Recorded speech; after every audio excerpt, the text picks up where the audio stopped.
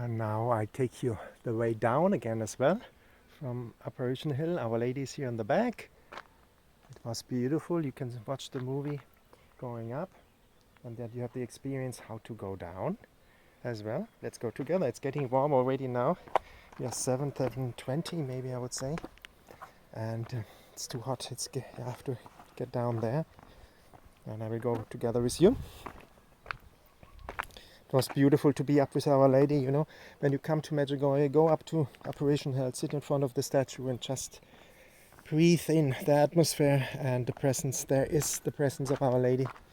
When I came the first time, I was crying like a dog. I was just crying, you know. All my pain came out. And that's what I can recommend to people who have like big questions in life, big wounds. Come to Medjugorje. You will find answers. I'm a living testimony of that. And a lot of people as well told me about it. I did around, I don't know how many interviews in different languages: French, German, English, Spanish, Italian, Polish, Portuguese, and check them out on the channel and get an impression what the effect of Medjugorje and of Our Lady is. And it's just heaven on earth. But discover it yourself with an open heart. Don't expect anything, just open your heart and come here.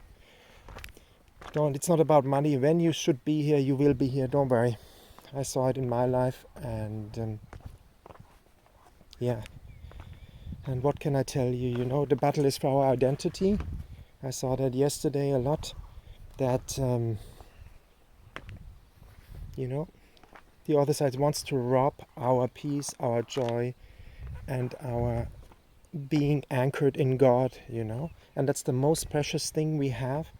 And it must make click in the heart, and you can resist temptation much more easier, because this is the most precious thing we got in our life, is being a child of God, being in our true divine identity and mission, and being upright. You know, the other side wants to blow that literally up, that you are not upright, that you are not in your divine vision, and in joy, in peace. And that's the most precious thing we have. That's what Jesus said. What do we have if we lost our soul? We have nothing. We can have everything, you know, money, sex, whatever it is. But if we don't have peace and joy in our heart, we have nothing. Literally nothing, you know.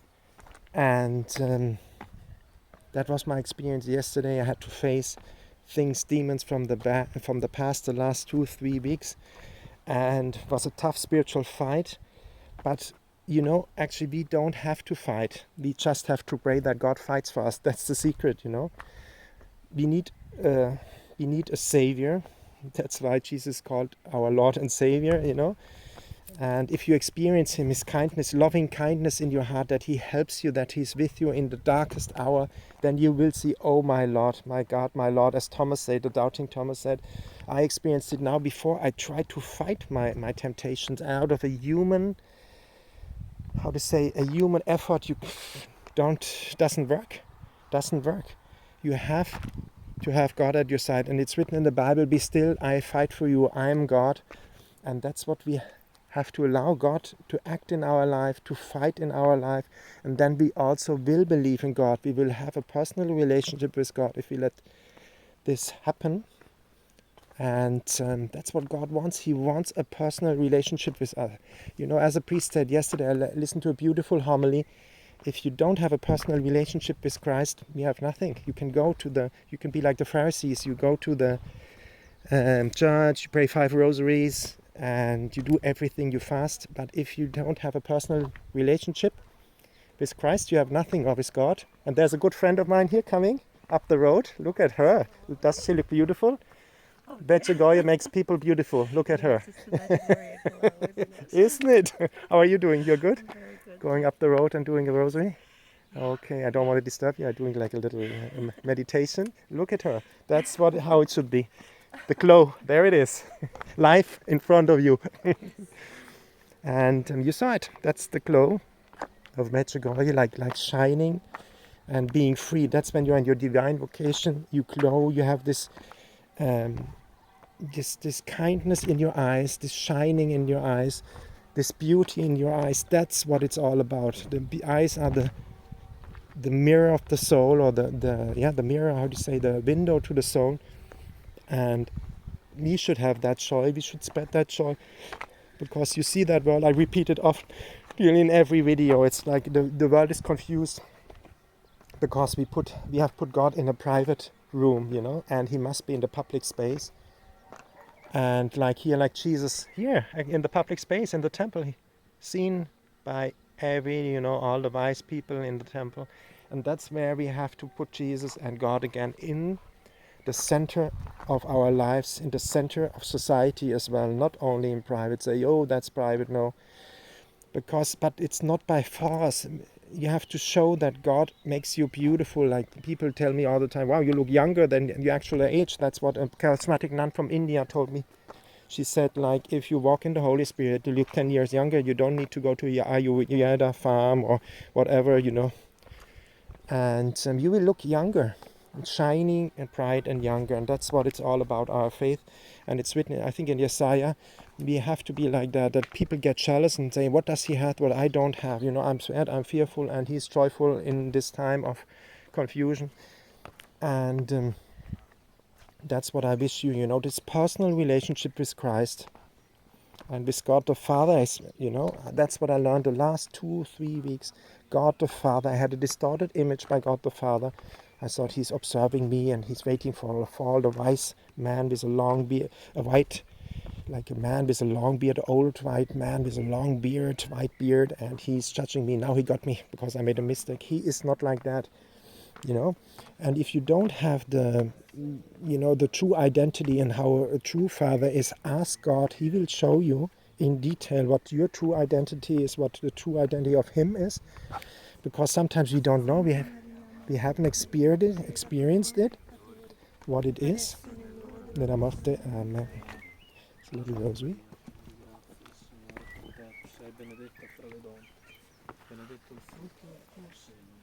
Santa María, Madre de Dios, ruega por nosotros los pecadores, ahora en la hora de nuestra muerte. Amen. And ask God that he is showing you the true identity of the Father as well. Because if we didn't experience a loving Father, or like a distorted image of the Father, we won't have the true image of God, you know.